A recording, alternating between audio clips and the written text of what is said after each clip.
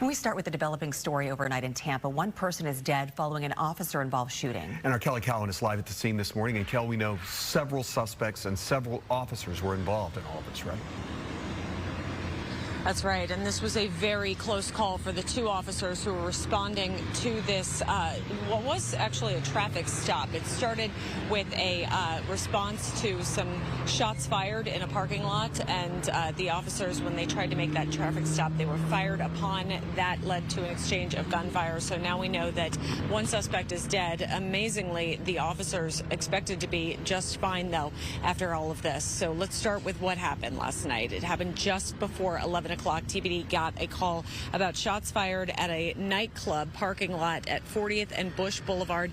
Tampa police were able to spot the car leaving the scene, but when they tried to pull that car over, that's when things took a dangerous turn.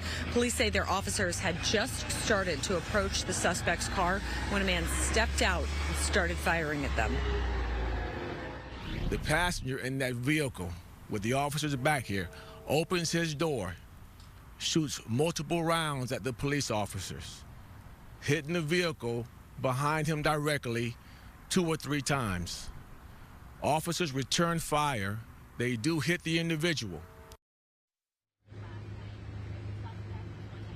And then from there, we know that the individual got back into the car and took off, but they didn't make it very far. The Tampa police telling us that their police cruiser, they shared these photos with us, multiple rounds actually went through the front windshield of the car, but the suspect had also been shot. And so eventually, about a minute later, in fact, the female driver pulled over, gave herself up, and inside the car, police found the shooter dead.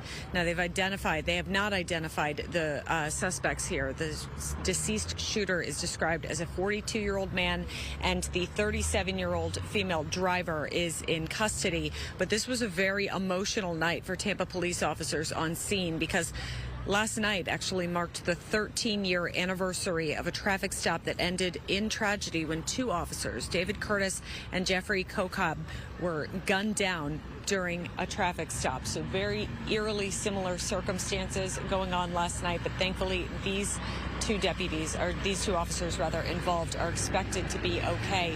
Now, in the case of that officer-involved shooting 13 years ago, well, the man responsible for that is on death row. As we mentioned, last night's suspect is dead, but there's another suspect in custody, and Tampa police say charges are pending. All right, Kelly. Thank you.